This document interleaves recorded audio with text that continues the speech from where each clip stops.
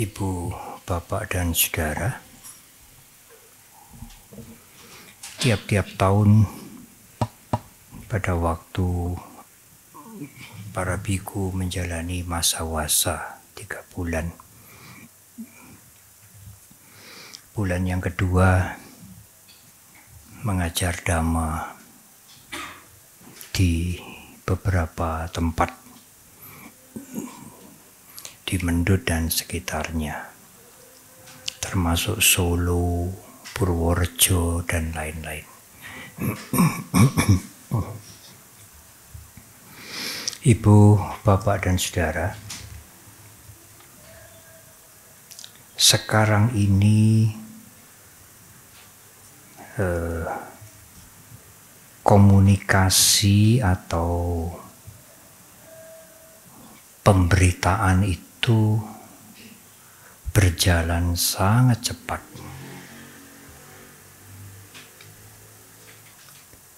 Kalau dulu saya ceramah seperti ini, direkam dulu menjadi kaset.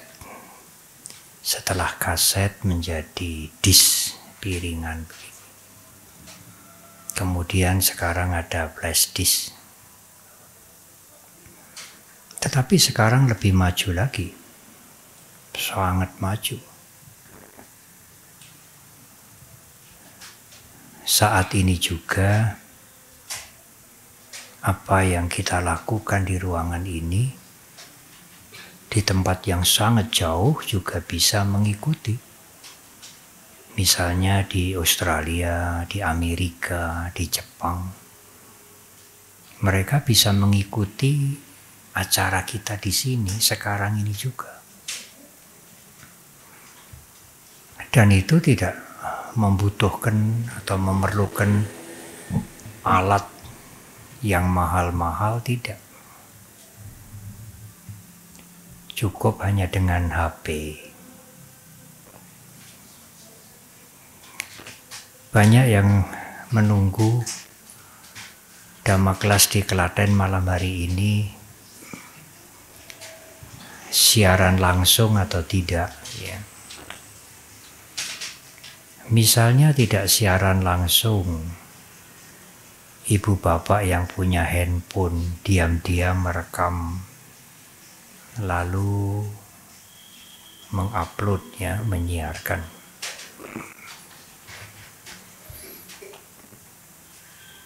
Meskipun mereka berada di tempat yang jauh, mereka bisa mengikuti apa yang terjadi di tempat ini. Begitulah cepatnya komunikasi, canggihnya pemberitaan. Oleh karena itu,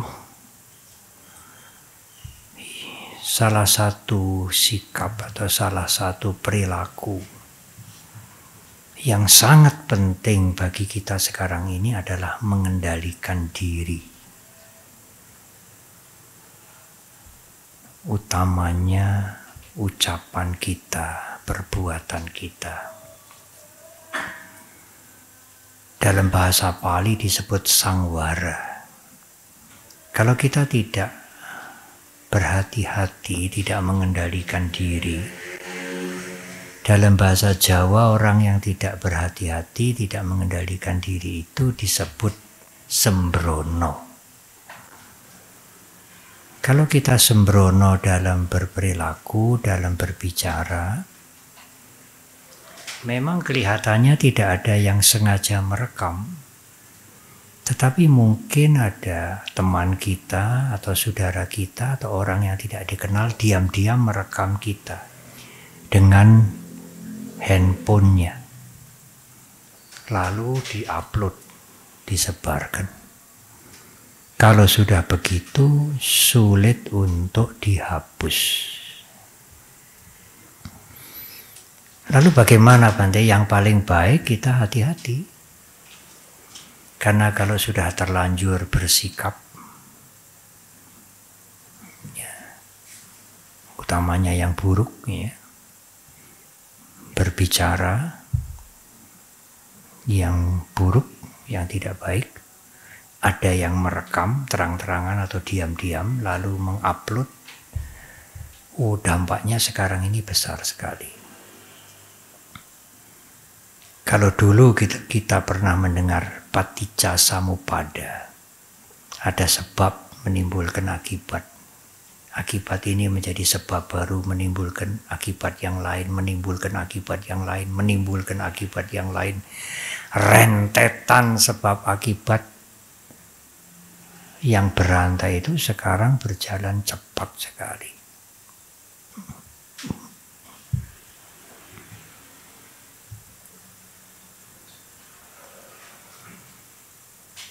Alangkah baiknya, bahkan sangat baik kalau kita tidak sembrono. Berhati-hati. Guru Agung Buddha Gautama menjelaskan 10 macam kejahatan yang merugikan kita, dan kejahatan itu merugikan orang lain.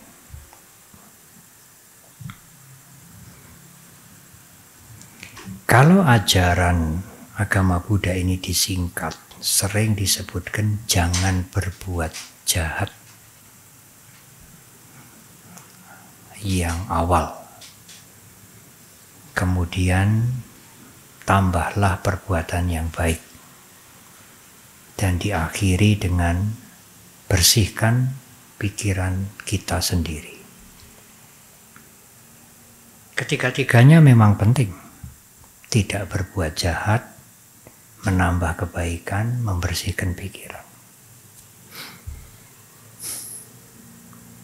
Tetapi kalau ada pertanyaan, kalau ditimbang-timbang Bante, yang paling awal, yang paling penting yang mana?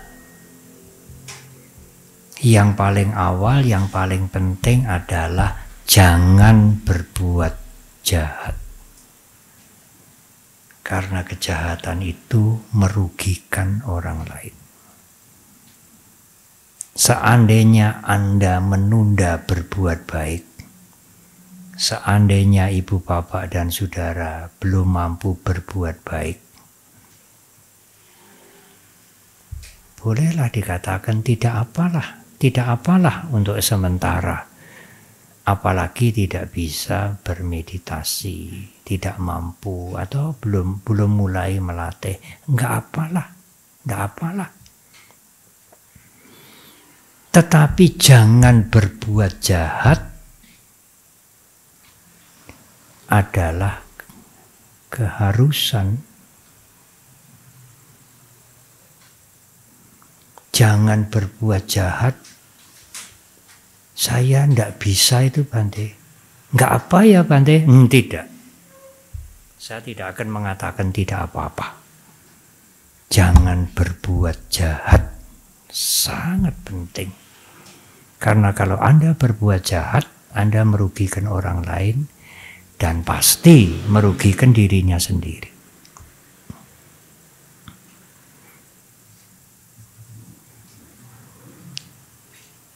Perbuatan jahat pertama yang disebutkan oleh Guru Agung kita adalah panatipata, membunuh makhluk.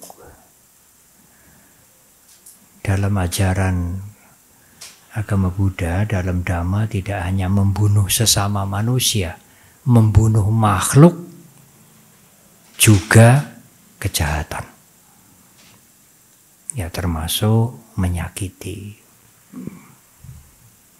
Membunuh itu termasuk tidak dengan tangannya sendiri. Menyuruh orang untuk membunuh atau menganjurkan orang untuk bunuh diri. Itu pembunuhan.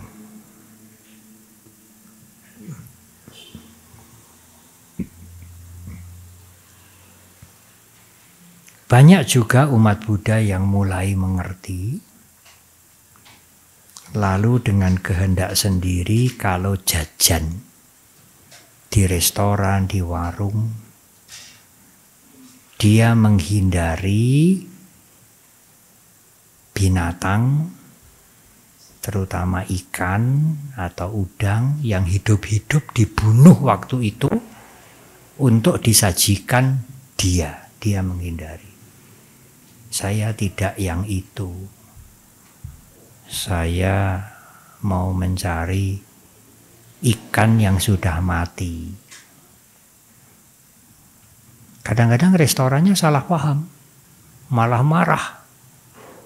Kami nggak jual bangkai.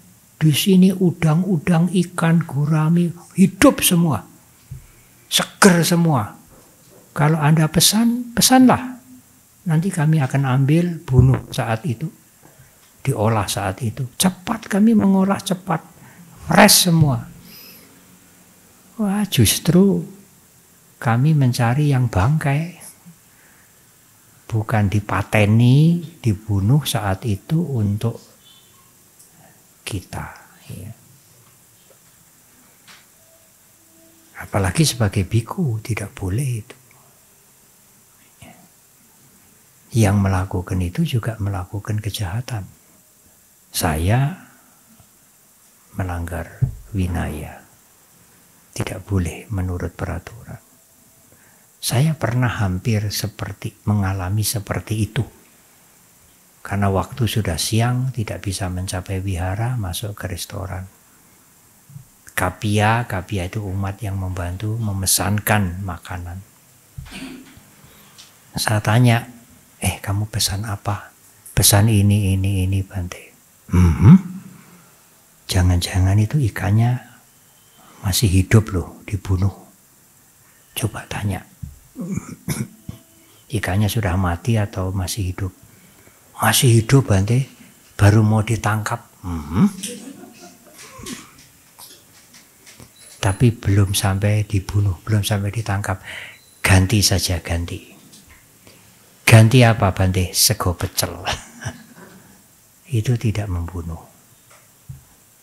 Atau biasanya kalau lauk yang dari ayam itu tidak langsung dibunuh saat itu, sudah jadi bangkai. Tetapi kalau ikan laut termasuk udang, kadang-kadang cumi-cumi juga, kerang itu dibunuh saat itu. Itu pembunuhan, itu kejahatan. Yang membunuh khusus membunuh untuk disajikan biku, itu dia melakukan banyak kejahatan. Dan bagi saya, kalau tahu dan saya makan, itu melanggar winaya. Kalau ibu bapak mau mencontoh cara hidup yang seperti ini, bagus juga. Tetap makan daging, tetap. Tidak harus vegetarian, tidak harus sayuran. Nggak harus sego pecel, nggak harus gudangan. Nggak harus nasi dengan lalapan. Silakan, tetapi tidak membunuh. Spesial dibunuh untuk Anda, tidak. Kejahatan yang kedua adalah mengambil barang yang bukan menjadi miliknya, sekecil apapun. Alah, iki nggak ada artinya lah. Wong sing duwe kuwi sugih banget ya. Ini barangnya banyak banget, keleleran, buahnya, blimbingnya, mangganya, jambunya juga keleleran, ya saya ambil. Ya boleh mengambil, tetapi pamit, minta terus terang. Daripada ini tidak digunakan, buah-buahan ini banyak, keleleran, boleh saya manfaatkan, boleh saya minta. Kalau yang mempunyai, oh ya silakan. Anda tidak mencuri. Tetapi kalau Anda tidak memberitahukan pada yang punya, itu termasuk mencuri. Adina dana. Adina tidak diberikan. Dana, barang yang tidak diberikan. Oh, sekarang zaman modern mencuri itu modusnya macam-macam. Mark up. Hati-hati. Di dalam masih ada kursi.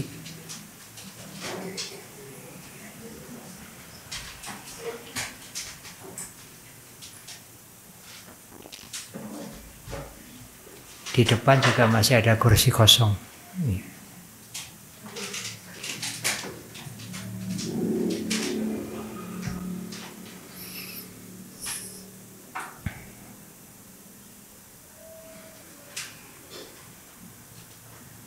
Itu termasuk mencuri. Sang penjual diminta membuat nota yang tidak biasa, tidak sesuai dengan harganya, lalu nanti dibayar sesuai dengan harganya, lebihannya diambil oleh yang membeli. Yaitu markup, itu mencuri.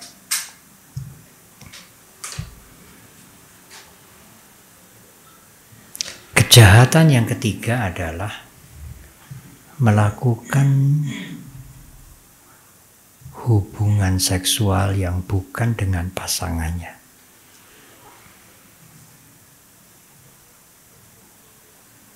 Melakukan perbuatan yang tidak susila.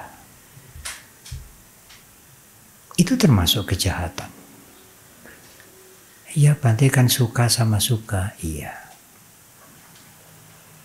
Anda boleh berkata begitu. Dulu almarhum Biku Agabalo pernah memberikan penjelasan yang gampang sekali. Saya pernah berbicara tentang ini. Bagaimana kalau ada orang yang mengatakan kan hubungannya itu suka sama suka? Ya, memang penjelasannya agak panjang. Apakah masih di dalam perwalian, dan lain-lain dan lain-lain. Apakah wanita-wanita yang menjalankan kehidupan spiritual dan lain-lain. Tapi almarhum Biku Agabalo mempunyai jawaban yang singkat dan cukup baik. Ya, Anda boleh mengatakan suka sama suka. Apakah itu kejahatan? Begini aja lah, Anda tanya sama orang tua Anda, setuju tidak? Bahasa anak muda, setuju kagak orang tuamu kalau kamu melakukan hubungan seksual dengan dia di luar lembaga pernikahan yang resmi? Siapa orang tua yang setuju? Ya. Itu berdampak sosial dalam kehidupan berumah tangga dan tidak baik untuk yang melakukan sendiri, untuk dirinya sendiri.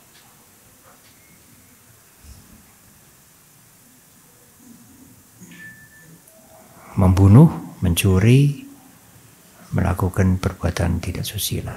Ini adalah kejahatan yang dilakukan oleh fisik, kejahatan oleh jasmani ini. Ya tentu akarnya pikiran, tapi perbuatan jasmani. Ada 4 kejahatan lewat mulut, ucapan. Yang pertama, berbohong, musyawadah. Ini akarnya. Kemudian oleh Guru Agung Buddha Gautama dijabarkan menjadi 3 lagi, jadi ada 4. Berbohong itu begini. Ya, baik. Saya nanti ikut datang jam 7. Tapi jam 7 dia tidak datang. Itu berbohong, musyawadah. Itu kejahatan. Iya, karena ada pihak lain yang juga dirugikan. Selain tidak baik untuk dirinya. Apalagi kalau sering dilakukan, menjadi habit. Seolah-olah itu biasa. Yang kedua, pisuna waca. Yang pertama itu musyawadah. Pisuna waca ini berbohong tapi menjelekkan orang lain. Yang sekarang sering disebut fitnah. Wah, dia itu kayaknya itu kan punya pesugihan. Ya, punya tuyul gitu ya. Ya, dia kan korupsinya banyak. Siapa tahu mungkin juga dagangan narkoba.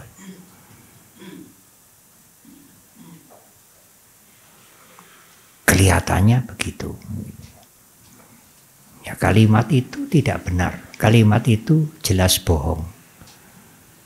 Dan menjelekkan orang lain yang tidak melakukan perbuatan itu. Pisuna waja. Yang ketiga, kejahatan yang ketiga, parusa waja. Bicara kasar. Apa bicara kasar itu kejahatan? Oh ya, itu kejahatan. Nah, sekarang ini baru menjadi berita di mana-mana. Bahasa kerennya bullying. Anak-anak, termasuk yang sudah dewasa juga. Biasanya yang dibully itu yang kedudukan sosialnya lebih rendah. Yang membuli itu punya hubungan kuasa yang lebih tinggi. Nggak mungkin anak buah bully bos sih, nggak mungkin. Kalau anak buah bully bos ya cukup sekali ya sudah dikeluarkan mungkin.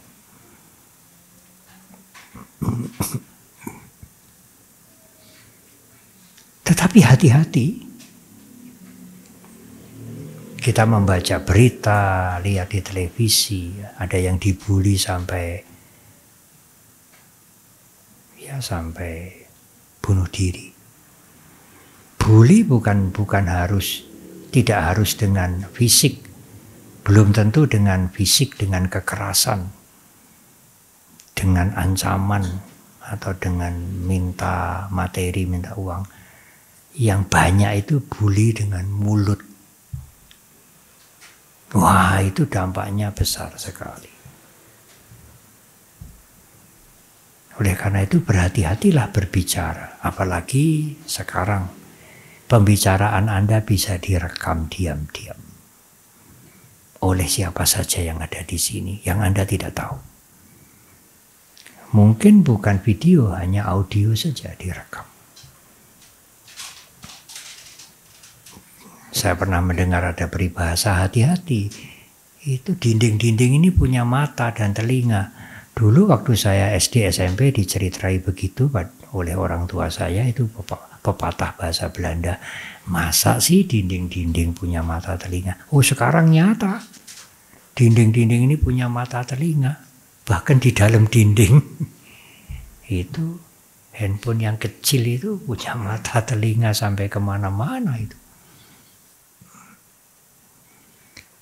Tetapi ya hati-hati, jangan-jangan kita yang ada di rumah ini juga membuli anak-anak kita, adik kita. Bukan hanya yang di televisi, diberitakan di koran-koran itu. Mungkin di rumah itu orang tua itu membuli anak-anaknya. Sang kakak membuli adiknya, itu dampaknya besar sekali. Ada orang tua yang kedatangan tamu, lalu ada anak-anaknya itu 2. Orang tuanya cerita pada tamunya itu, anaknya dengar, sing iki pinter, sing iki bodoh banget. Diajari apa-apa bodoh, isone mung dolan wae. Bodoh, sing ini pinter. Apa baik kalimat seperti itu? Sepertinya kalimat itu biasa saja. Loh nyatane bodoh banget, malah bodoh nih bedek, dendeng. Yang ini ya baik. Anak akan mendengar itu. Dan itu akan tidak hilang dalam ingatan dia. Sampai nanti mungkin dewasa. Apakah ibu bapak sudah pernah mikir begitu? Mengendalikan mulut, tidak mengucapkan yang buruk kepada anaknya. Kalau nanti anaknya rapotan, evaluasi belajar, oh kamu harus lebih giat lagi untuk meningkatkan nilaimu ini. Kamu bisa. Jangan bodoh kamu ini. Masa ini nilainya begini, bikin malu orang tua. Jadi kalau anaknya pandai itu yang senang orang tua, bukan anaknya. Itu tidak baik kalimat itu. Hindari kalimat itu. Kamu harus berjuang. Kamu mampu. Pasti mampu. Bisa. Kalau berjuang. Kalau tidak berjuang, ya nanti ketinggalan. Dan kamu tidak boleh ketinggalan.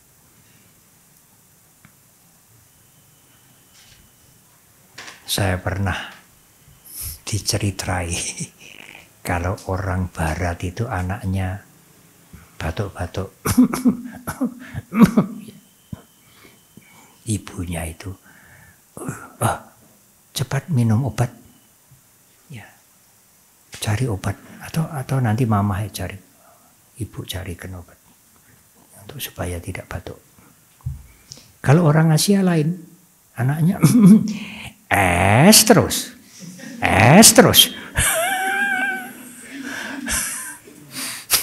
Begitu toh?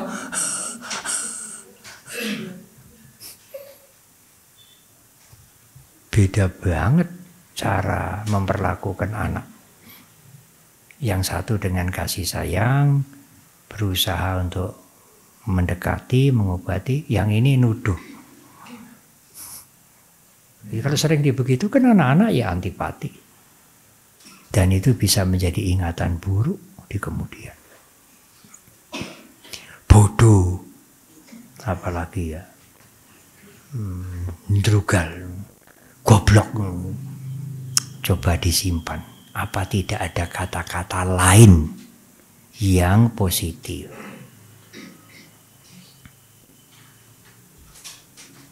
Jelek itu.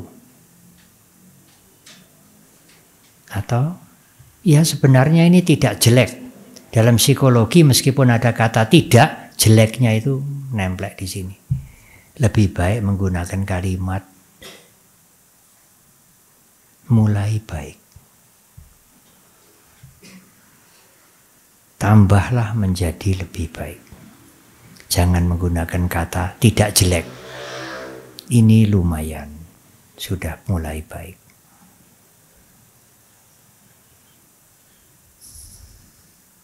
Ya, dia tidak sakit. Meskipun ada tidak, sakitnya masuk di pikiran. Ya, dia mulai sehat. Dia sudah cukup sehat. Ya, sakitnya berkurang. Ya. Jangan gunakan itu bagi orang yang sakit. Ada kalimat lain yang bisa kita pilih.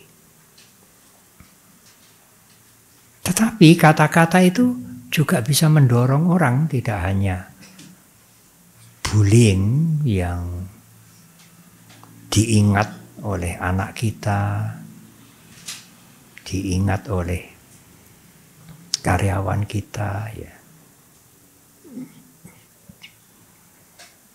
Ada seseorang yang punya pegawai yang sangat baik, tetapi ya karena sesuatu hal dia ingin resign, ya, ingin keluar. Dia pamit. Tetapi sang majikan, waduh, gelo banget. Dan tidak bisa menjaga dirinya keluar kalimat yang tidak baik. Begitu dia pamit, majikannya ini Buddhis, karyawannya juga Buddhis. Anicca wata sangkara. Sebetulnya kalimat itu netral. Anicca wata sangkara, semua perpaduan itu tidak kekal. Jadi kalau Anda dulu masuk jadi pegawai lalu keluar itu ya tidak kekal. Tapi kata-kata anicca wata sangkara itu untuk orang mati. Jadi begitu dia pamit mau keluar, bosnya anicca wata sangkara. Langsung, apa doakan saya ini lekas mati. Oleh karena itu berhati-hatilah menggunakan kalimat. Lalu bosnya, Bante kalau saya dikata-kata begitu enggak apa-apa Bante. Saya enggak merasa didoakan mau mati apa. Lah iya, apakah seluruh dunia ini bisa berpikir seperti Anda? Mungkin Anda sudah arahat. Sehingga dikatakan anicca wata sangkara, Anda tidak sakit hati, Anda seimbang, tenang seimbang. Mungkin Anda sudah arahat. Tapi apakah masyarakat ini semua Anda menyamakan seperti diri Anda? Kalau Anda menganggap semua ini seperti diri Anda, harus seperti Anda, itu ego yang besar sekali. Keakuan yang besar sekali. Dan itu menunjukkan Anda jarang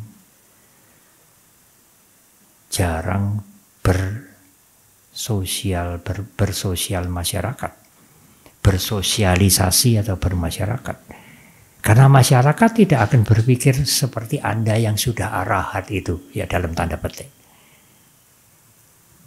Saya dikatakan babi kamu, ya, anjing kamu, nggak apa-apa, nanti saya tidak sakit hati, tidak apa-apa. Lah iya Anda, yang lain bagaimana?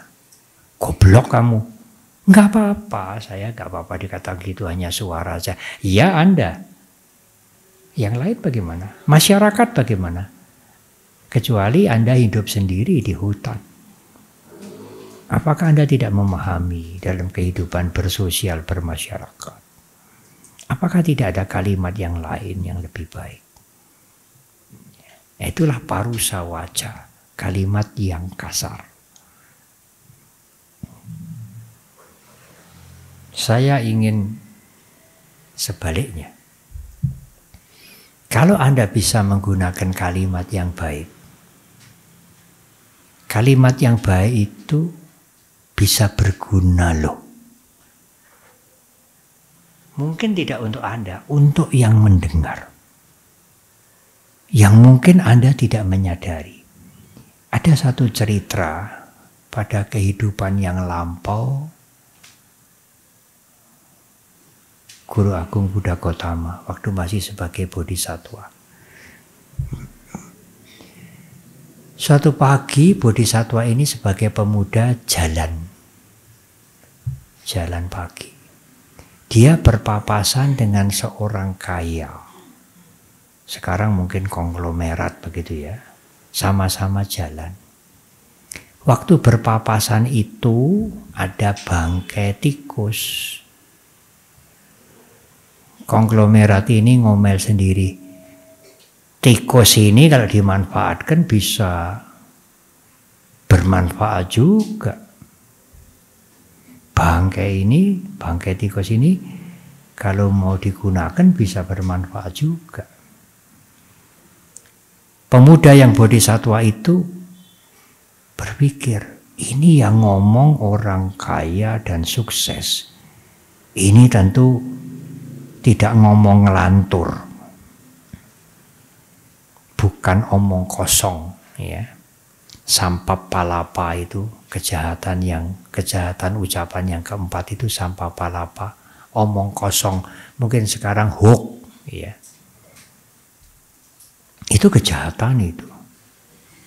Nah, dia berpikir ini orang sukses, orang kaya, tentu ngomongnya nggak carcor, ngomongnya tentu ada artinya. Lalu bodhisattva yang pemuda itu memungut bangkai tikus ini. Ditenteng, dibawa sambil jalan. Sambil mikir, ini bisa berguna, ini bisa bermanfaat. Menurut bapak itu. Waktu dia berjalan beberapa ruas jalan, ada ibu-ibu yang keluar lihat pemuda bawa bangkai tikus. Nak, itu bangkai tikus. Mau dibuang. Kasih saya aja. Kucing kui sakit. Nggak mau makan. Mungkin kalau ada bangkai tikus, kucing kui mau makan. Nggak kasih uang sedikit. Dia dapat uang sedikit. Dari bangkai tikus itu. Dia pikir uang ini untuk apa? Bukan untuk saya sendiri. Di dalam cerita Jataka itu dikatakan dibelikan molasis. Molasis itu gula yang kasar banget, yang masih cair. Nah,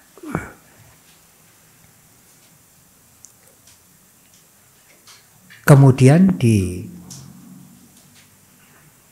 dituang di beberapa gelas, dijual.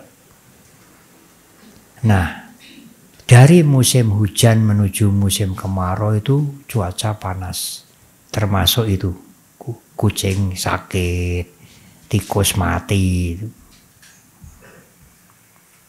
Dijual di depan sekolah. Laris, dapat uang lebih banyak. Dari modal menjual bangkai tikus yang sedikit itu. Karena gulanya dicampur dengan air. Dijual. Panas-panas.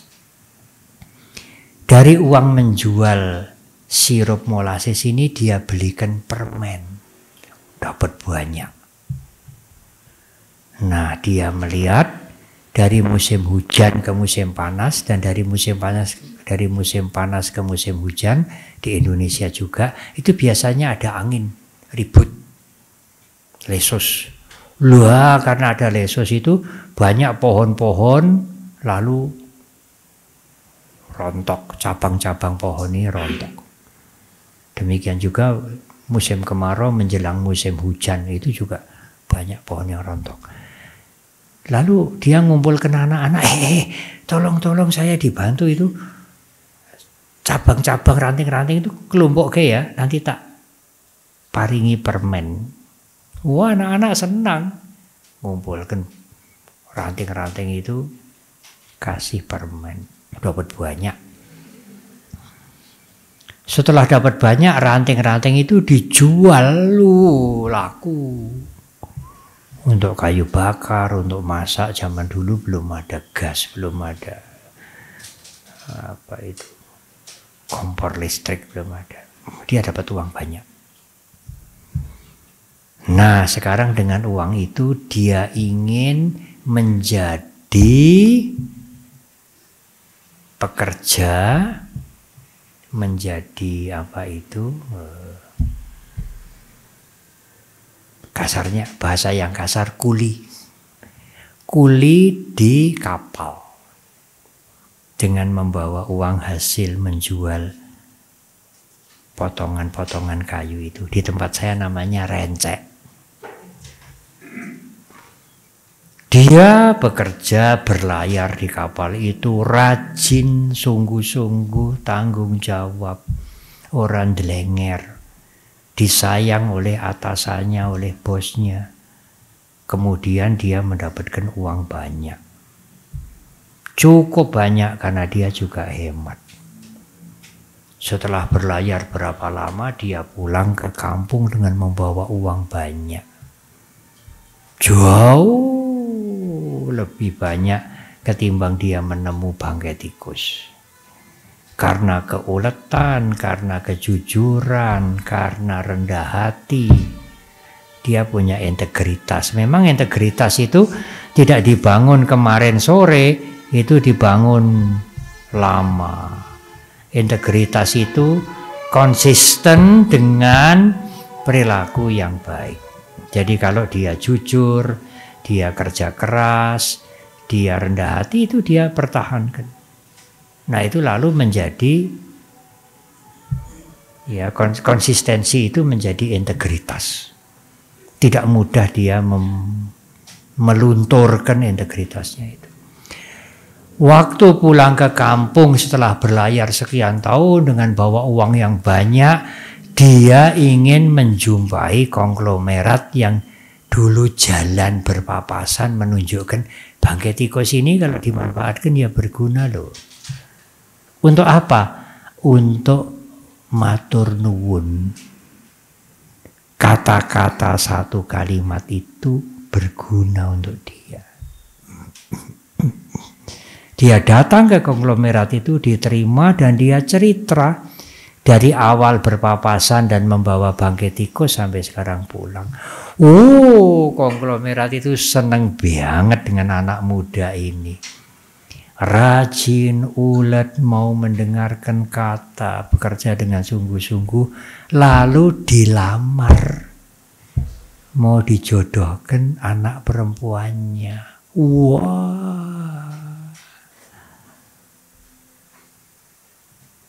Itu berkat satu kata yang diucapkan, dan waktu orang kaya itu melihat bangkai tikus mengatakan, bangkai tikus ini pun kalau digunakan, dimanfaatkan bisa berguna loh. Dia tidak pikir bahwa dampaknya akan berantai.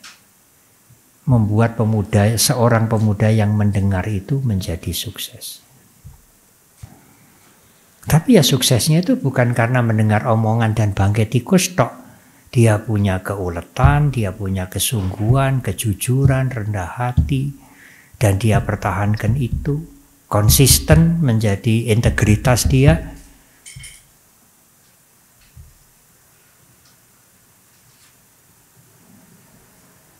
Itu perjuangan, tidak diminta.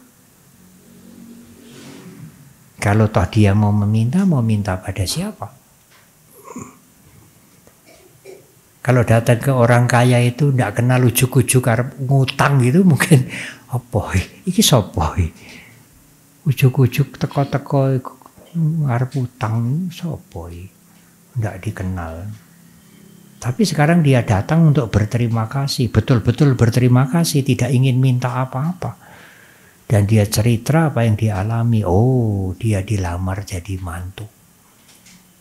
Mau dijodohkan sama anaknya. Itu dari ucapan. Oleh karena itu, jangan mengucapkan yang sembarangan. Apalagi bullying. Jangan-jangan Anda sudah kebacut membuli anak-anak Anda bertahun-tahun mungkin ya.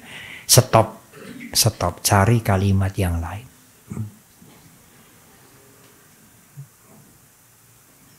Ada peribahasa. Jangan banyak omong. Sampai ada orang yang menyuruh Anda berhenti. Berhenti dulu, jangan banyak omong. Lebih baik Anda sedikit omong atau tidak omong. Sampai ada orang lain yang meminta Anda untuk berbicara. Itu lebih baik. Daripada banyak omong sampai disuruh berhenti. Lebih baik mengurangi omong. Tidak omong sampai kondisi memang perlu ibu bapak omong. Atau orang lain meminta Anda untuk omong. Itu lebih baik. Daripada omong banyak di stop. Cerita yang kedua. Ada seorang peramal. Ya peramal ini kadang-kadang benar, kadang-kadang ya tidak benar. Kadang-kadang dia tidak percaya ramalannya sendiri. Dia ngeramal tapi dia tidak percaya sendiri. Ingat Sang Buddha waktu Pangeran Siddhartha waktu berumur 7 hari. Oh itu datangkan 108 peramal. 100 peramal sulit meramalkan bayi ini zaman dulu di India. Apalagi raja punya anak laki-laki. Peramal-peramal yang pandai-pandai didatangkan untuk meramalkan hari depan anak ini. 100 peramal diem. Sulit ini anak istimewa. Nah, 8 peramal, 7 peramal begini. Nah ini untung sudah lewat kampanye. Nanti dikira saya kampanye. 7 peramal. Anak ini kalau tidak menjadi raja dunia, jadi raja spiritual. 2 kemungkinan. Kalau tidak ini, ya ini. Tapi ada peramal yang paling muda, karena paling muda mungkin tidak begitu digubris oleh yang lain. Dia dengan 1 jari. Anak ini pasti jadi raja spiritual. Tidak mungkin jadi raja dunia. Wah, rajanya ya susah. Anak laki satu-satunya untuk menjadi penerus raja, penerus successor, penerus menjadi raja. Kecuali anak ini tidak melihat empat penderitaan. Kalau dia melihat 4 penderitaan ini, dia meninggalkan istana, mau mencari jalan untuk membebaskan penderitaan makhluk-makhluk. Nah setelah Pangeran Siddhartha meninggalkan istana bertapa umur 29, kondanya ini benar ini ramalanku. Dia meninggalkan istana. Lalu dia mencari anak dari 107 peramal. Karena peramal yang 107 itu sudah meninggal semua. Karena peramal-peramal yang terkenal itu umurnya 70, 75, 80. Siddhartha meninggalkan istana 29. Berarti umurnya kalau hidup umurnya sudah 100 lebih. Banyak yang meninggal. Jadi anaknya dicari, ketemu 4. Bersama kondanya. Sekarang kondanya menjadi yang paling tua di antara yang 5 ini. Waktu meramal 29 tahun yang lalu, dia paling muda. 29 tahun kemudian mungkin umurnya sudah 70 lebih. Sekarang mungkin umur dia waktu itu mungkin sudah 80. Dia cari anak-anak dari yang peramal yang lain itu ketemu 4. Ayo. Kita menemani Pangeran Siddhartha bertapa. Nanti kalau mendapat pencerahan, dapat ilmu, kita orang-orang pertama yang diajari dulu. Jadi yang berlima ini tidak ikut menyiksa diri bertapa, hanya menemani saja. Menunggu nanti kalau Siddhartha mendapatkan pencerahan, mencapai pencerahan, kita dapat lebih dulu. Kita menjadi murid yang pertama, sebelum yang lain menerima ajarannya. Tetapi waktu pertapa, waktu Pangeran Siddhartha meninggalkan cara yang ekstrim, yang hampir saja beliau meninggal dunia, karena tidak makan sama sekali, sampai kurus, sampai katanya kalau perutnya dipegang tulang punggungnya bisa terasa. Lalu Pangeran Siddhartha, ini tidak benar. Bermewah-mewah di istana ya tidak mencapai pencerahan, menyiksa diri hanya tenang-tenang saja. Apa yang saya cari, penderitaan ini sebabnya apa, bagaimana membebaskan makhluk-makhluk dari penderitaan, tidak bisa didapatkan. Pencerahan tidak mungkin dicapai kalau badannya rusak kayak begini. Hanya tenang saja. Lalu Siddhartha ambil makan supaya badannya sehat. Lah, 5 pertapa ini termasuk kondanya menjadi sekarang tidak percaya. Padahal dulu dia kekeh pasti. Bayi ini meninggalkan istana menjadi raja spiritual. Dan betul-betul Siddhartha meninggalkan istana umur 29, kondanya tambah yakin, betul itu ramalan saya. Tapi setelah Siddhartha mengambil makanan supaya badannya tidak kurus, tidak sengsara, supaya cukup sehat, termasuk kondanya tidak percaya. Dia meninggalkan Siddhartha. Dan temannya yang 4 itu diajak, ayo kita pergi. Wis iki Siddhartha wis gagal. Ora usah dikancani, awake dhewe lunga wae. Jadi peramal yang meramal dengan sangat gigih pun suatu saat dia juga bisa tidak percaya dengan ramalannya sendiri. Nah, ada peramal meramalkan 2 orang. Kamu ini memang gak bisa kaya. Kamu ini balung miskin, tulang miskin. Kalau di ilmu tradisi Tionghoa, kalau anak lahir itu balungnya ditimbang. Saya dulu tidak ngerti balungnya ditimbangi, caranya nimbang balungnya piye. Dia punya rumus sendiri, lahir hari apa, jam berapa. Oh, ini beratnya tulang sekian. Ini tulang pekerja, ini tulang raja, ini tulang makmur, ini tulang miskin. Kalau yang ini tulang miskin. Kalau ini tulang kaya raya. Yang tulang miskin ini untungnya tidak down dia. Diramal begitu mentalnya tidak hancur. Jarang. Meskipun ramalan itu palsu, kalau orang diramal begitu, gelisah. Dulu ada biku-biku palsu yang masuk rumahnya orang. Hati-hati. 3 bulan lagi saudara akan pakai putih-putih. Ada kematian. Takut bukan main. Apalagi kalau orang itu tidak mengerti Dhamma. Masuk rumah-rumah orang. Untuk selamat Anda harus bikin kias sekian puluh juta, Bapak. Yang mengerti Dhamma sih, wah maaf saja ya, saya tidak percaya. Saya punya guru sendiri di Mendut. Kalau yang tidak mengerti Dhamma bisa ketakutan itu, meskipun itu termasuk apa itu ya? Termasuk bullying juga. Mengancam untuk mendapatkan uang. Nah, yang dikatakan tulang miskin ini untungnya tidak down dia. Gak apalah saya dikatakan tulang miskin. Saya mau berusaha sebaik-baiknya. Hemat. Berusaha semampu saya. Terus. Yang dikatakan dia tulang orang kaya, nanti kamu akan mati di atas harta. Males. Ditawari kerja ini, kerja itu gajinya hanya kecil. Saya ini tulang kaya, bukan tulang pegawai. Terus bertahun-tahun sampai dia diusir dari keluarganya, tidur di emperan, yang tulang kaya ini. Tapi tetap optimis, saya ini tulang kaya, suatu saat nanti saya akan jadi orang kaya. Yang dikatakan tulang miskin ini juga kerja rajin. Meskipun tidak kaya raya, dia tidak pernah kekurangan.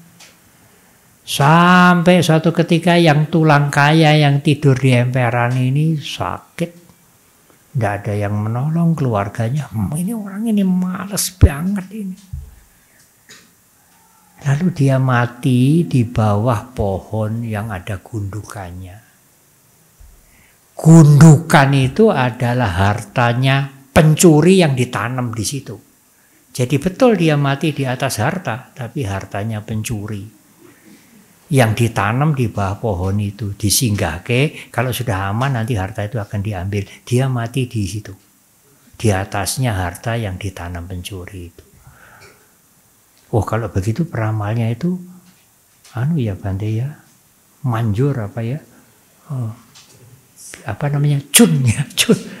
Peramalnya itu betul ya, betul. Tetapi hasilnya ya betul. Yang miskin tapi tidak miskin. Tidak kaya tapi tidak miskin. Dia mempunyai hidup yang baik. Yang tulang kaya ini mati di atas harta, betul mati di atas harta, tapi hartanya pencuri. Oleh karena itu berhati-hati.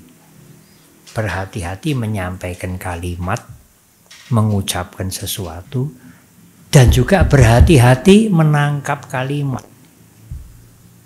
Menangkap kalimat apakah lewat WA, lewat unggahan WA teman kita, lewat medsos. Hati-hati. Kalau Anda dikirimi TikTok, dikirimi video pendek-pendek, mau forward ya, mau share, hati-hati juga. Iki bener ora iki. Jangan-jangan ini hoax. Andai kata benar, yang terima ini nanti kira-kira bagaimana? Karena ada itu peristiwa kecelakaan, orang ditabrak mobil segala macam, darahnya bercucuran macam-macam. Yang mengerikan itu. Ada juga umat yang kirim pada saya. Saya pikir ya kalau dikirim pada teman dia bagaimana? Kalau yang menerima itu ngeri, takut, jerih, itu pikiran negatif loh. Dia menyebarkan kejahatan. Sehingga pikiran yang membaca, melihat itu negatif. Takut, ngeri, was-was. Lain kalau TikToknya itu, kalau yang di-share itu membuat orang bahagia, senang, gembira, apalagi mendapatkan pengertian yang baik. Wah, bagus ini, bagus. Karena itu kalau mau share itu ya pikir dulu.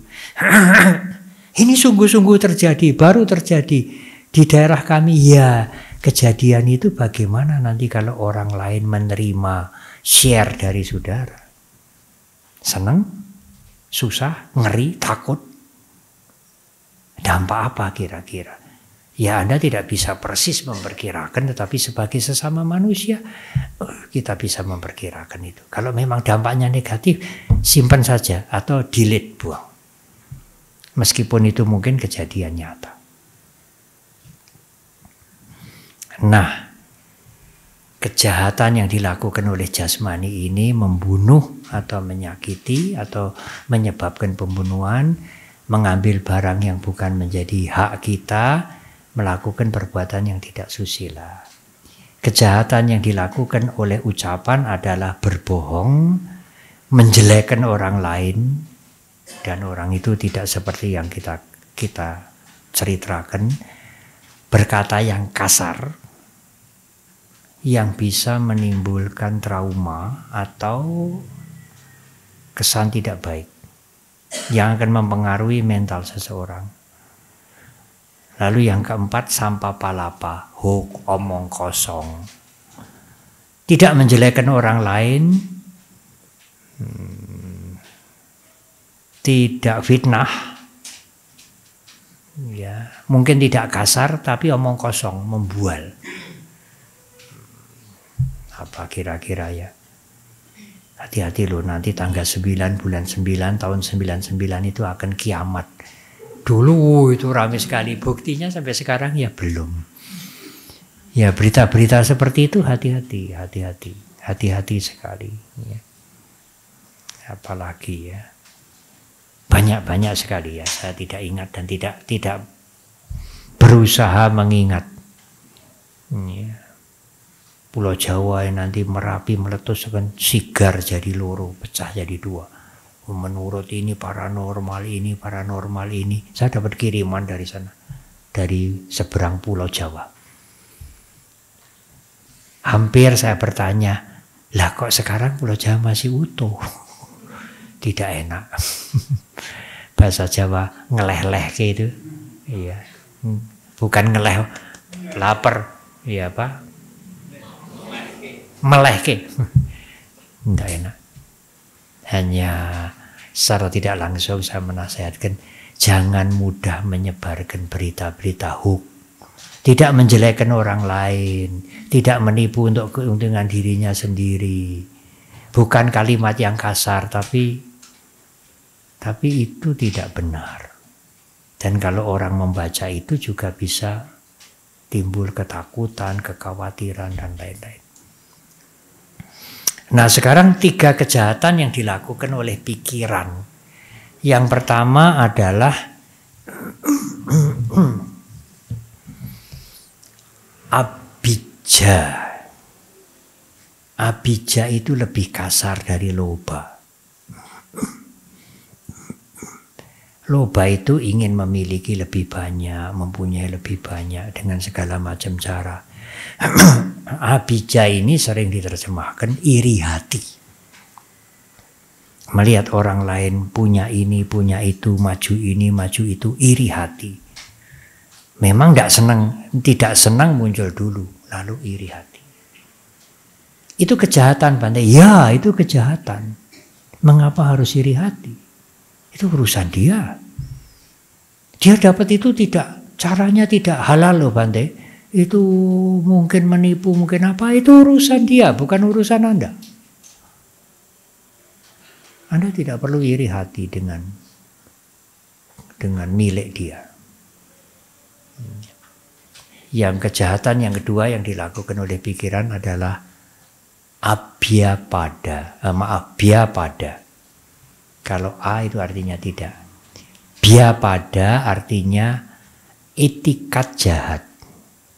Bukan hanya rasa tidak senang, bukan hanya benci, tapi sudah ada rencana, ada etikat untuk menjahati seseorang meskipun dalam pikiran. Itu juga kejahatan, ya itu juga kejahatan. Karena sudah muncul di pikiran, sudah di otak-atik di pikiran, sudah ada niat menjahati dia. Apa menyakiti, apa mengusir, apa memojokkan. Itu lebih kasar dari dosa. Bahasa Pali dosa artinya kebencian. Kebencian muncul dari rasa tidak senang, berkembang jadi kebencian. Tapi ini bhyapada ini itikat jahat. Ada ada niat menjahati orang. Kalau kita melihat sesuatu yang menyenangkan, timbullah loba, ingin memiliki. Tapi iri hati itu ingin tidak senang orang lain memiliki itu. Ingin sesuatu dari dia. Itu lebih kasar dari loba. Abijja lebih kasar dari loba. Biapada lebih kasar dari kebencian. Kejahatan yang terakhir, 3 oleh jasmani, 3 oleh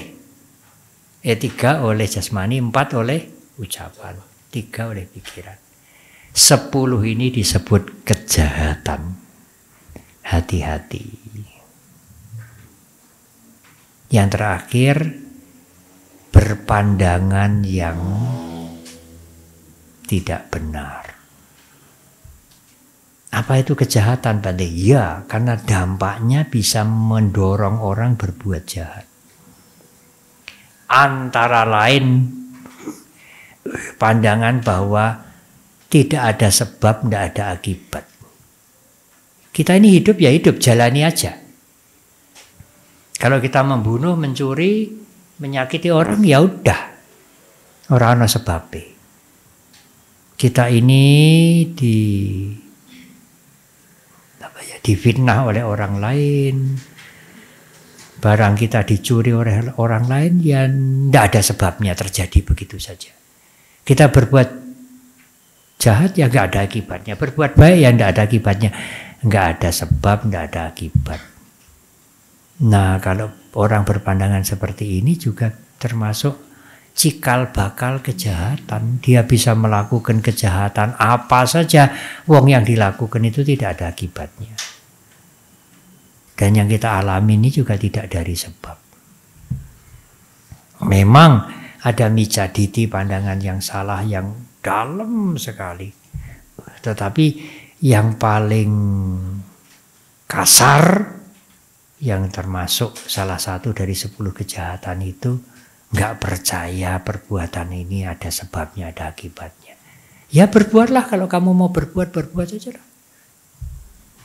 Ya itu tidak mungkin. Kalau Anda tiba-tiba berkata-kata kasar, maki-maki, mengumpat orang lain, nah tidak usah menunggu lama-lama. Orang yang diumpat, dimaki-maki itu juga akan membalas kepada Anda. Apa itu tidak ada akibatnya? Ada yang punya kebiasaan mengucapkan kalimat yang jelek-jelek. Itu Anda bisa cari sendiri contohnya. Salah satu contohnya, kalau ketemu sama teman sama bapak, gila kamu. Aku ini waras. Aku ini waras gila. Kalau dia tidak mengumpat begitu dulu, ora lego. Jadi asal ketemu Dian kamu ya. Dan lain-lain, apalagi dari sebelah timur sana. Itu jadi kebiasaan. Ya kebiasaan yang tidak baik. Ya bagi temannya yang mungkin sudah kenal sejak SMA atau sejak lama ya. Tapi kalau orang baru, Dian, apalagi macam-macam lah. Itu ya saya ada begitu, Bante. Ya kalau begitu mulai sekarang berhenti. Bagaimana bisa berhenti, Bante? Wong itu sudah keperucut. Kalau Anda punya sati, Anda punya kesadaran, punya awareness, ya mindfulness, mau itu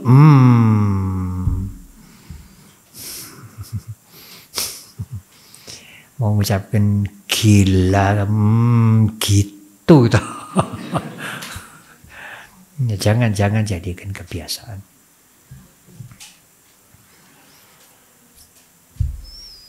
Ada pertanyaan menarik. Waktu saya menguraikan 10 kejahatan ini.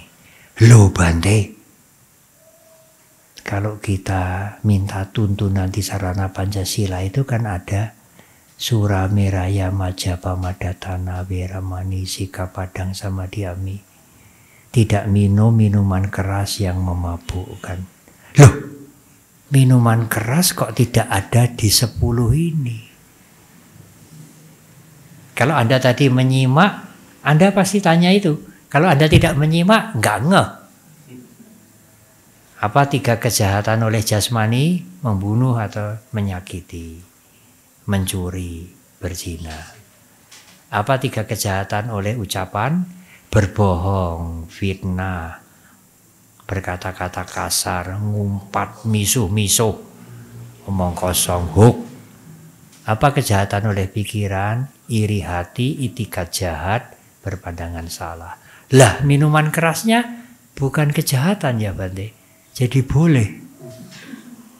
Lah kok Pancasila ada sila yang kelima.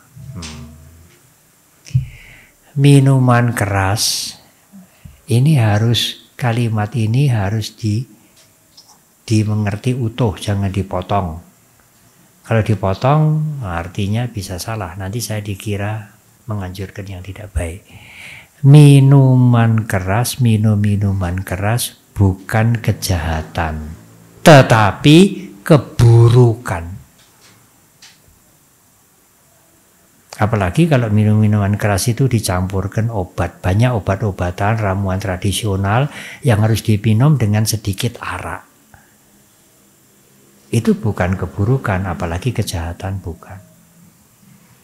Kalau minum minuman yang disuling, suramiraya, diragikan, yang sampai kesadarannya agak ngeleleng, bukan dicampur untuk obat, itu juga bukan kejahatan, Bante, bukan. Itu keburukan. Tetapi kalau keburukan ini dilakukan sering-sering, bisa memancing kejahatan. Dimulai dengan bicara yang tidak terkontrol. Cerita segala macam di dalam rumah tangganya, ngomel-ngomel. Itu kejahatan lewat mulut. Yang bukan istrinya, apalagi dia belum berkeluarga, dia mabuk, lihat lawan jenis, oh dia bisa mengganggu. Itu bisa kejahatan asusila. Kalau dia sudah ketagihan, oh dia bisa mencuri, nodong, cari duit, itu dia kejahatan mencuri. Dan bisa-bisa sampai membunuh. Meskipun dalam Pancasila itu paling ditulis paling belakang. Tapi yang paling belakang ini koncone oke. 1 botol, 2 botol. Lama-lama Anda masuk di dalam botol itu. Tidak bisa keluar. Ucapan tidak terkendali, perilaku tidak terkendali, sampai mencuri, membunuh, dan lain-lain. Oleh karena itu, memang perbuatan yang buruk dalam Dhamma belum tentu jahat. Buruk, jahat itu merugikan orang lain. Buruk itu tidak merugikan orang lain, tapi merugikan dirinya sendiri. Tapi kalau buruk dilakukan terus-menerus jadi habit, ya orang lain menjadi korban. Berhati-hatilah berbuat buruk. Meskipun hanya sedikit, kalau itu menjadi kebiasaan, karena ada kenikmatan di situ, lalu bisa menjadi kejahatan. Yang sudah terlanjur berbuat buruk, agak lama mulai sekarang stop. Termasuk mengumpat, berbicara kasar yang dianggap bukan keburukan, mulai sekarang ya stop. Bisa Bante, bisa. Nyetop orang lain sulit, nyetop diri sendiri masa tidak bisa? Bisa. Yang paling bisa ya mengubah dirinya sendiri. Mengubah orang lain ya sulit. Kita hanya menganjurkan, mendorong orang lain berubah. Menganjurkan berubah. Ya mungkin dia bisa berubah. Mungkin ya nasihat kita, dorongan kita angin lalu. Yang paling bisa diubah ya dirinya sendiri. Itu pun kalau mau. Dan kalau keburukan atau kejahatan itu sudah berlangsung lama, ya harus perlu effort, perlu gas yang kuat untuk potong itu. Kenapa Bante kok bisa sampai lama begitu? Ya, karena kejahatan, keburukan itu pun memberikan kenikmatan. Memberikan kenyamanan, kenikmatan. Tidak gampang itu. Yang biasa bekerja, mark up, korupsi, itu kan kecil-kecilan dulu. Kalau kedudukannya makin tinggi, dia dipercaya makin banyak, korupsinya akan makin banyak. Bagaimana bisa stop kalau tidak sungguh-sungguh perang kepada dengan dirinya sendiri?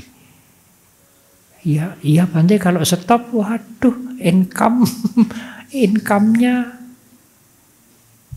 kurang banyak. Ya, kalau Anda tidak stop, kejahatannya juga bertambah banyak. Nanti kalau kena KPK gimana? Itu gak sih ngapes Bante. Ini orang apes saya tidak kena KPK. Ya lah, kalau Anda yang ngapes gimana? Itu semua bisa berantakan, keluarga berantakan, anak-anak yang kuliah sekolah juga berantakan, namanya hancur. Anda mengatakan itu kan yang kena yang apes. Lah kalau apesnya pada Anda bagaimana? Ya kalau tidak apes sekarang, ya apes nanti. Kadang-kadang sulit untuk menyadarkan begitu karena dalam pikirannya itu sudah dipola sing kaya ngono kuwi oleh. Lah ini mijaditi. Pandangan yang salah. Kejahatan yang ke-10 tadi punya pandangan yang salah. Sing kaya ngono kuwi oleh. Wong liya-liyane ya ngono. Ya padahal itu kejahatan. Ya, membunuh ya membunuh. Dalam Buddhis, dalam Dhamma, membunuh ya membunuh. Konsisten. Ajaran Sang Buddha itu konsisten. Tidak ada membunuh kekecualian. Membunuh bukan pembunuhan, ya tidak ada. Membunuh ya membunuhlah. Hanya membunuh dengan tujuan apa? Membunuh untuk apa? Itu mempunyai nilai yang berbeda-beda. Tetapi membunuh tetap membunuh. Tidak ada excuse, ya tidak ada kekecualian. Membunuh apa? Pembunuhan suci tidak ada. Membunuh ya membunuh. Nah, Ibu Bapak dan Saudara, saya bicara sudah cukup lama, 1 jam 1/4. Ya, saya harus menyelesaikan uraian ini. Sebetulnya 10 kejahatan ini ajaran awal sekali. Waktu awal-awal kita kenal Dhamma, kenal ajaran agama Buddha, jangan berbuat jahat itu diberikan pertama kali. Kalau ada biku meminta sila, meminta tuntunan tisarana, pasti langsung diberikan Pancasila. Enggak hanya tisarana tok, dan bukan dhamma yang lain, Pancasila. Pancasila itu adalah jangan berbuat jahat, mengendalikan diri. Banyak berbuat baik, syukurlah kalau bisa. Tapi jangan berbuat jahat, itu penting dan pertama. Banyak atau menambah kebaikan, syukurlah. Membersihkan pikiran sangat mulia. 3 ini. Nah, 10 kejahatan yang diuraikan itu supaya Ibu Bapak sekalian, Anda sekalian mengerti, ini loh kejahatan yang harus dihati-hati. Kalau Anda tidak mengerti, salah-salah Anda selama ini sudah melakukan kejahatan. Dan kejahatan itu berakibat. Akibatnya tidak baik. Penderitaan. Sedangkan kebaikan juga berakibat. Akibatnya adalah kebaikan juga. Kejahatan akibatnya kejahatan juga. Akibat yang tidak baik. Kebaikan akibatnya kebaikan. Akibat yang baik untuk kita. Apalagi sekarang kejahatan dan juga kebaikan mudah menyebar. Mudah sekali dengan internet, dengan TikTok, dengan segala macam, dengan WA, mudah sekali menyebar, mudah mempengaruhi orang. Dan kejahatan itu karena menjanjikan kenikmatan yang gampang, biasanya lebih mudah mempengaruhi orang ketimbang anjuran untuk berbuat baik. Jangan berbuat jahat. Wah, ini pengalaman kami, anjuran itu sulit. Banyak berbuat baik, masih lebih gampang. Stop kejahatan, sulit sekali. Kejahatannya sudah dilakukan, untuk di stop ini sulit. Mengapa ya Bante? Ya karena kenikmatan, karena kenyamanan yang diberikan oleh tindakan yang jahat itu. Lebih mudah nganjurkan orang berbuat baik meskipun orang tidak tertarik. Tetapi anjuran itu lebih gampang daripada menyetop orang berbuat jahat. Ya, menganjurkan berbuat jahat tidak usah diceritakan di sini. Nyetop orang berbuat jahat, nganjurkan keluarga teman kita untuk stop berbuat jahat lebih sulit. Menganjurkan berbuat baik lebih mudah. Oleh karena itu sekali lagi berhati-hatilah di dalam berbicara, berbuat, termasuk berpikir. Karena dari pikiran itulah yang melahirkan ucapan dan perbuatan. Terima kasih. Ada waktu sedikit, setengah jam ya? Ya, mari kami persilahkan yang mau bertanya. Dua dulu. Satu pertanyaan ya, jangan ABC. Oh iya, baik. Selamat malam Bante. Singkat cerita, nama saya Ewin. Saya pernah ke Mendut waktu itu, ketemu Bante. Dan Bante memberi saya catatan buku Bante yang baru mau diterbitkan.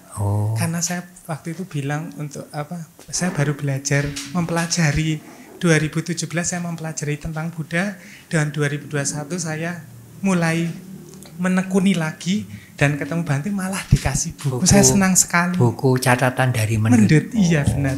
Nah, di sini. Iya. Dan saya waktu itu Bante bilang, Agustus kita ketemu, saya belum bisa Bante. Dan pertama ketemu kemarin di Jogja. Saya tinggal di Jogja, ini saya ngelaju mau ketemu lagi karena saya kemarin di Jogja di Karangjati kemarin. Ya. Saya merasa Dhamma Kelas di Karangjati itu cukup baik dan lengkap. Baik. Tapi cukup tidak mudah dibandingkan malam ini. Ya, apa ada pertanyaannya? Ya, pertanyaan saya adalah sebenarnya kembali lagi Bante, ini kan tentang kejahatan tadi ya. Bila kita melihat kejahatan ini dari orang-orang terdekat atau orang-orang yang kita sayangi, kadang kita tuh nggak enak kalau ngomong atau bagaimana gitu loh caranya untuk mengingatkan. Apakah dalam ajaran Sang Buddha kita itu membiarkan saja biar karma yang dia mengambil karma, atau kita itu mengingatkan itu bagaimana? Terus apalagi untuk misalnya orang yang lebih tua, kita yang muda ini ingin mengingatkan kadang tuh kamu tuh kadang begitu. Itu kalau menurut ajaran Guru Agung Siddhartha bagaimana atau pendapat itu saja Bante. Baik. Terima kasih. Kita tidak permisif itu masa bodoh. Dengan orang lain, apalagi teman kita, keluarga kita yang berbuat jahat. Tetapi yang harus diingat pertama-tama, jangan membenci orang yang jahat. Siapapun, jahatnya apapun, termasuk mungkin membunuh, mungkin memalsu, mungkin menipu kita. Sampai mungkin kita tahu dia pernah membunuh manusia, misalnya ya. Berusaha menjaga pikiran, jangan membenci dia, jangan membenci dia. Apa alasannya Bante? Lah bisa berubah kok. Orang jahat itu bisa berubah jadi baik. Oh, banyak cerita zaman Sang Buddha, zaman sekarang pun juga. Meskipun orang baik juga bisa terpengaruh menjadi jahat. Dan tugas para guru pendidik di sekolah, tugas orang tua, tugas rohaniwan agama ini kan sebetulnya memperbaiki mereka-mereka yang dianggap berbuat yang buruk, yang jahat. Bukan menghukum. Memperbaiki supaya sadar dari kejahatannya menjadi lebih baik, lebih baik. Karena itu tidak ada alasan untuk membenci. Lalu bagaimana Bante memperbaikinya? Lah, jangan keburu nafsu. Kalau hanya pokoknya aku ingin menyadarkan dia. Kalau tidak hati-hati itu egoisme juga. Pokoknya nanti dulu. Bagaimana caranya? Siapa yang kita hadapi? Menghadapi murid kita dengan menghadapi kakak kita beda. Menghadapi adik kita dengan menghadapi orang tua kita beda. Lalu bagaimana Bante? Ya dicarikan cara. Dalam bahasa Bali dikatakan upaya kosala, harus ada cara yang tepat. Mungkin melihat kesempatan, memberitahu secara tidak langsung, atau minta tolong teman dekat orang tua kita, yang dekat dengan orang tua kita, yang dengan orang itu orang tua kita menaruh hormat. Tolonglah Pak D, tolonglah diberitahu, ayah saya ini gemar minum minuman keras. Lah itu sudah lama minumnya, itu makin lama makin banyak, lalu bikin masalah di keluarga, tidak bisa kendalikan emosi. Nah, kita ini anaknya ini sulit memberitahu. Ya tolonglah ya, tolong. Ya mungkin itu kakaknya ayah kita, adiknya ayah kita, atau orang lain yang disegani. Itu juga salah satu cara. Lewat orang ketiga, tidak berbicara langsung. Demikian juga kalau seseorang melihat guru berbuat yang tidak baik, murid karena kasih sayangnya pada guru itu bukan lalu gurunya dor gitu ya, salah kamu ya. Tetapi justru muridnya ingin bagaimana memperbaiki guru saya ini. Lalu caranya dicari dengan cara tidak langsung. Atau mungkin kalau kita ketemu kita cerita-cerita, pakai perumpamaan, syukur mengerti. Kalau tidak mengerti ya kita sudah ada usaha. Anda sudah berusaha untuk melakukan yang baik kepada guru Anda. Ya mungkin sang guru mengerti. Hanya di depan Anda tidak mengatakan, ya aku ngerti, aku harus berubah, mungkin tidak. Tetapi mungkin kemungkinan ada kemungkinan dia mengerti. Demikian juga untuk yang lain-lain. Kita tidak setuju dengan kejahatan, kita tidak senang dengan kejahatan. Karena menyenangi kejahatan itu kejahatan juga. Aku senang pada cara-cara yang tidak benar, apa itu mencuri lah, apa itu dan lain-lain. Saya tidak senang dengan kejahatan. Saya tidak setuju dengan kejahatan, tapi dengan orang yang berbuat jahat, saya berusaha untuk memperbaikinya semaksimal saya. Kalau tidak ada jalan lain mentok bagaimana Bante? Ya dengan pikiran Anda saja. Semoga kakak atau ayah atau ibu suatu saat akan mengerti perilakunya yang kurang baik dan kembali menjadi lebih baik. Anda berpikir positif, sangat positif.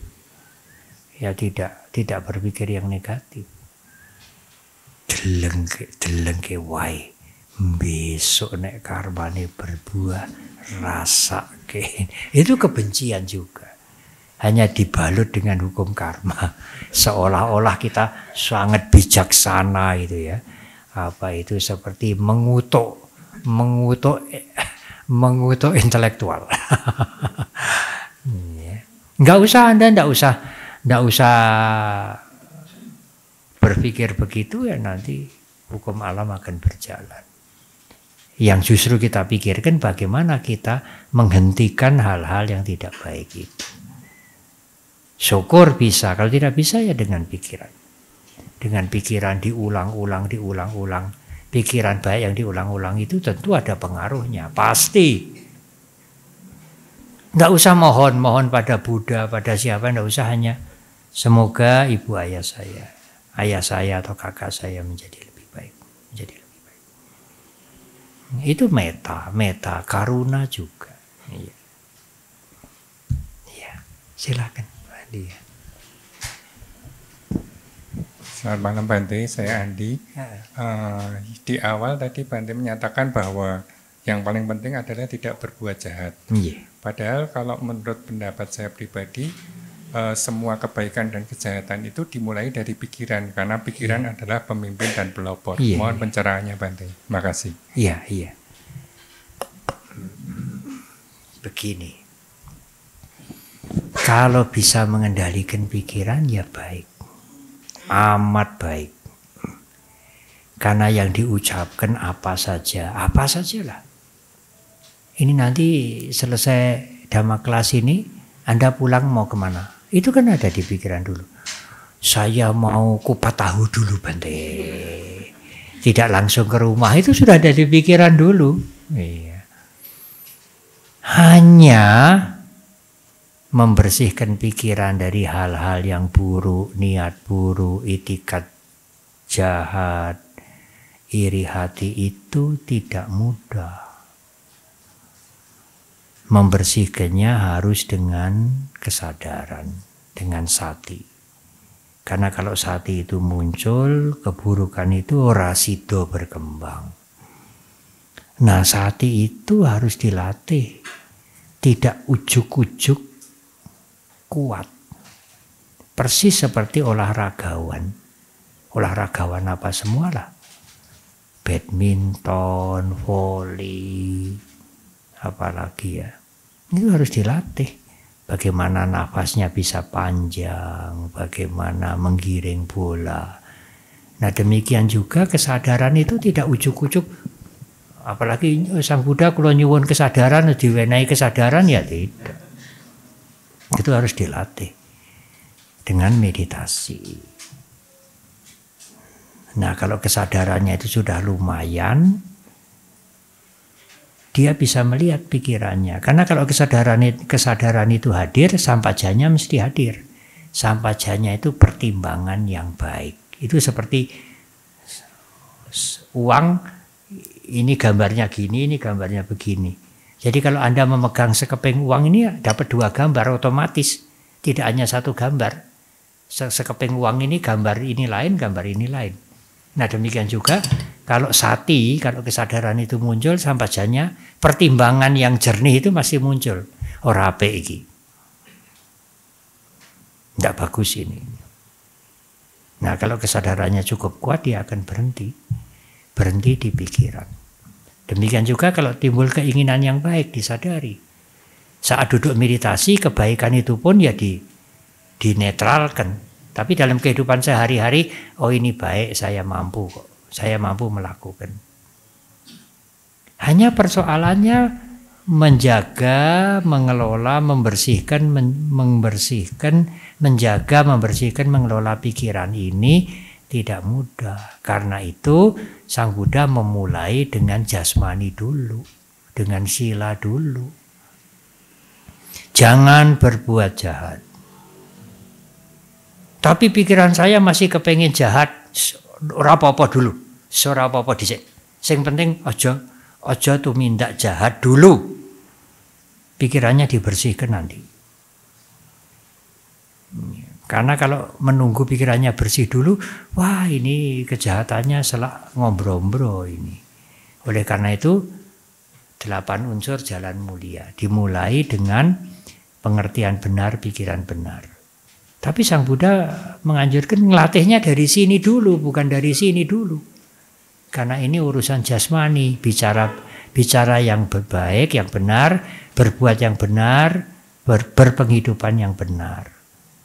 Kalau yang jahat ini dikurangi, maka kita berusaha ke dalam. Yang jahat-jahat yang lain jangan ditimbulkan, yang baik ditimbulkan. Lalu melatih kesadaran bermeditasi. Kalau meditasi kita lumayan, kemudian ini pikiran kita menjadi lebih baik. Jadi 8 ini dimulainya bukan dari sini, dimulainya dari sini dulu ke sini baru selesai. Yang kasar dimulai dulu. Menjaga ucapan dan perbuatan dimulai dulu. Jaga pikiran ini halus sekali. Kadang-kadang saya menjelaskan tentang pikiran itu orang-orang tidak mudeng. Menjelaskan tentang kesadaran itu tidak mengerti. Bante, saya datang ke sini ikut Dhamma kelas ini kesadaran saya loh Bante. Nggak ada yang memaksa, nggak ada yang mengancam. Saya datang ini karena kesadaran saya. Bukan itu yang dimaksud dengan kesadaran. Kesadaran itu memperhatikan. Kalau saya boleh menggunakan kalimat yang lain, memperhatikan gejolak perasaan, pikiran yang muncul, yang macam-macam itu.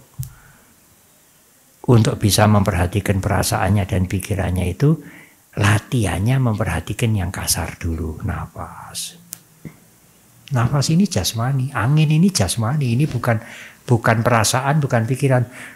Ini nafas kita ini jasmani. Memperhatikan langkah kaki kita waktu jalan, memperhatikan aktivitas jasmani kita sehari-hari. Nah, kalau kesadarannya sudah tumbuh, seperti olahragawan, ototnya sudah mulai kuat, nafasnya sudah mulai panjang. Nah, sekarang siap bertanding. Bertandingnya dengan apa, Bante? Kesadaran kalau sudah mulai kuat karena dilatih, bertandingnya dengan perasaan dan pikiran sing halus, yang tidak kelihatan, bukan angin, bukan memperhatikan langkah kaki, tetapi perasaan dan pikiran. Itu diperhatikan sekarang. Itu sasarannya kesadaran. Sekarang, setelah kesadaran kita lumayan. Karena perasaan itu yang memprovokasi. Perasaan dan pikiran itu menurut Dhamma yang paling jahat, yang paling harus diawasi perasaan, bukan pikirannya. Karena pikiran itu muncul karena perasaan. Apa sajalah. Terlalu lama saya berbicara sampai ini kering. Rasanya tidak enak ya, penting ya tidak enak kalau kering. Perasaan merintahkan pikiran, coba minum sedikit. Itu karena perasaan. Ada rasa tidak senang di sini. Atau mungkin 1 jam lebih saya begini. Wah, ini tidak ada penopang. Wah, ini capek juga, apalagi usia sudah 70 ya. Wah, capek ini. Rasanya timbul perasaan tidak senang ya Bante. Oh ya, bukannya senang. Perasaan tidak senang itu mempengaruhi pikiran kita. Cobalah sambil menunggu pertanyaan, menyandar sebentar. Nyaman. Tapi kalau menyandar begini lama-lama, karena ini tidak ada busanya, ini tajam ini. Lingir ini tajam. Sakit juga ya. Bangkit. Sakitnya hilang. Apa saja coba? Apa saja yang dilakukan, direspon oleh pikiran itu datang dari perasaan wedana. Karena itu perasaan itu berbahaya, jangan main-main, jangan sembrono. Apa semua perasaan itu direspon oleh pikiran, Bante? Direspon. Hanya lalu dilaksanakan atau tidak, lihat keadaan. Misalnya melihat barang gemeletak. Menurut psikologi Buddhis, melihat sesuatu, mendengar sesuatu itu yang muncul pertama kali perasaan. Bukan pengenalan. Senang dulu. Oh, itu jam.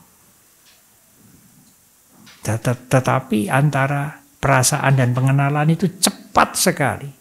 Senang dulu lalu menyadari itu jam. Lalu pikiran berkembang, orang ono sing duwe dan lain-lain. Tamu-tamu sudah pulang. ada jam ketinggalan. Ya, siapa tahu ini sengaja ditinggal kok. Wong mau berdana tanpa nama. Wah, itu pikiran pinter sekali itu. Mencari pembenaran itu pinter sekali. Ambil. Lalu kemudian Mas Eko masuk, yang lain masuk. Terpaksa tidak jadi mengambil. Terpaksa. Beda kalau Anda menggunakan kesadaran Anda. Timbul rasa senang karena melihat jam. Oh, senang toh. Begitu senang ini diketahui, disadari dengan kesadaran, dengan perhatian, dengan sati, senangnya ini lalu turun. Enggak sampai berlanjut memprovokasi pikiran untuk mengambil. Kalau luput menyadari rasa senang Bante sampai timbul keinginan untuk mengambil, bagaimana? Nah, sekarang yang disadari pikirannya. Karena perasaannya tadi sudah kebobolan, sudah lewat. Sampai perasaan itu menyuruh pikiran untuk mengambil. Nah, sekarang pikirannya disadari, arep njupuk toh. Nanti keinginan untuk mengambil itu turun. Lah kalau pikirannya luput disadari bagaimana Bante? Ya diambil. Kalau sudah diambil nanti konangan ya jadi masalah. Meskipun tidak dipolisikan ya hati-hati loh. Nek ono dhamma kelas lagi hati-hati karo wong kae lho. Itu suka ngambil barang yang ketinggalan, tidak fair itu, tidak fair. Tidak diserahkan kepada pengurus. Nah, itu manfaat kesadaran. Yang saya sering mencontohkan kan, Buddhis itu sebagai pedoman berusaha meminta kita untuk melihat ke dalam dulu sebelum reaktif. Kalau Anda tidak melihat ke dalam, reaksi itu bisa berbahaya.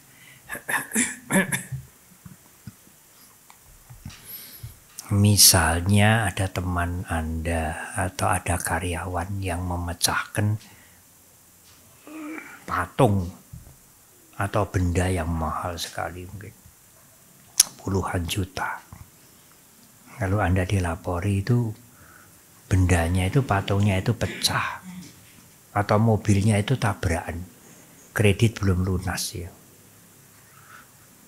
Kalau orang biasa bermeditasi punya kesadaran, apa yang muncul di sini disadari dulu. Mesti orang senang.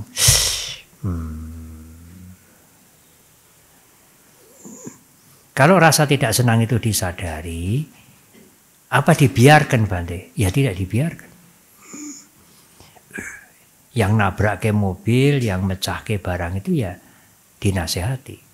Tapi nasihat yang keluar itu bukan kemarahan, bukan kebencian. Karena rasa tidak senang yang muncul ini sudah disadari. Oh, enggak senang toh, enggak senang, tidak senang, dan kuat sekali. Apalagi yang dihancurkan itu barang yang mungkin mahal sekali. Tapi ya wis piye. Lalu yang memecahkan itu diundang. Tapi waktu kita mengundang dia itu, rasa tidak senang ini kadarnya sudah turun meskipun belum hilang sama sekali. Sehingga tidak memacu pada pikiran untuk benci, marah. Yang muncul apa?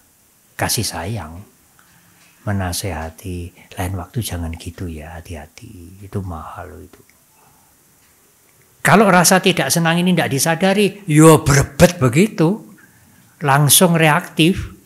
Keluar dulu, tidak ke dalam dulu. Kalau Anda semuanya, kalau Anda ke dalam dulu, maka yang keluar akan menjadi bijak. Tapi kalau Anda langsung keluar, oh itu bisa timbul keserakahan, kebencian, kemarahan, dan lain-lain. Kamu ngerti itu ya, itu mahal sekali. Saya gaji kamu tiap bulan sampai kamu mati, lahir lagi, ora bisa ganti. Ya omongannya halus, tapi itu kebencian juga. Oleh karena itu, Dhamma selalu lihat dulu ke dalam. Sekalian kita latihan. Latihan memurnikan kilesa ini, defilement, kotoran yang muntap-muntap ini, yang mula-mula ini. Karena dipancing, ada kabar mobilnya rusak, barangnya rusak, atau ini, itu. Ada fitnah yang masuk atau melihat sesuatu. Nah, kepancing ini mudal. Tetapi kalau ada perhatian, ada sati, ada kesadaran, yang mudal itu disadari dulu, dia akan lerem. Hanya alat untuk menyadari itu harus dilatih, tidak bisa diminta. Bante kan saya sudah ikut baptis, upasaka, upasika, saya kan mesti punya kesadaran, ya tidak. Itu harus dilatih, bukan kalau sudah jadi umat Buddha, wisuda, upasaka, upasika sudah punya kesadaran, ya tidak, harus dilatih. Seperti olahragawan, saya senang voli, saya senang badminton, ya latihan dulu. Bukan berarti kalau sudah mendaftar jadi anggota klub ini, klub itu langsung bisa, ya tidak. Bisa-bisa Anda bisanya lama, latihan Anda bisanya lama. Tergantung bagaimana Anda melatih, tekun atau tidak, sungguh-sungguh atau tidak. Apalagi ini urusan mental, bukan urusan jasmani.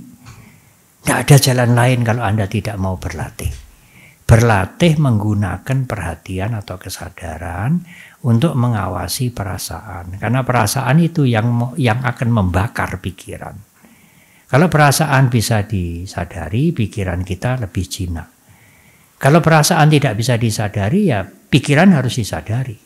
Kalau pikiran menjadi jinak, menjadi baik, ya sudah tentu tidak berbuat jahat. Berhenti di pikiran. Itu the best way, jalan paling baik. Tidak usah pusing dengan sila, dengan yang lain-lain. Ya kalau tidak punya latihan kesadarannya belum, bagaimana Bante? Tidak cukup kuat. Lalu lihat jam gemeletak senang. Oh enggak, kesadaran saya masih lemah ya Bante. Didendeni aja. Hati-hati lo ya. Kamu nyolong itu karma buruk. Nanti akibat karmanya buruk banget loh. Kalau kamu ngambil barangnya orang kecil, nanti kalau karma berbuah, omahmu iso kobongan, entek-entekan. Oh ya, dirinya harus ditakut-takuti begitu, karena tidak ada latihan meditasi, tidak punya kesadaran. Ya ajaran karma dipakai untuk menakut-nakuti dirinya ini. Supaya tidak jadi berbuat buruk mengambil barang milik orang lain. Ya barangmu dipecahkan, mobilmu dihancurkan. Hati-hati lu ya. Ojo omong kasar. Mengkone omong kasar nanti akibat karmanya lu. Wah akibat karmanya nanti kamu bisa stroke, lambemu merot. Oh ya. Aku arep orang marah-marah, aku arep omong sing apik, sing penuh cinta kasih. Itu baik juga, hanya cara itu bukan the best way. Cara menakut-nakuti dirinya dengan ajaran agama, dengan hukum karma. Baik juga, tapi bukan yang paling baik. Kalau bisa menyadari dengan kesadaran, nah itulah yang paling baik. Terima kasih. Perasaan capek sudah memerintahkan saya berhenti. Ya.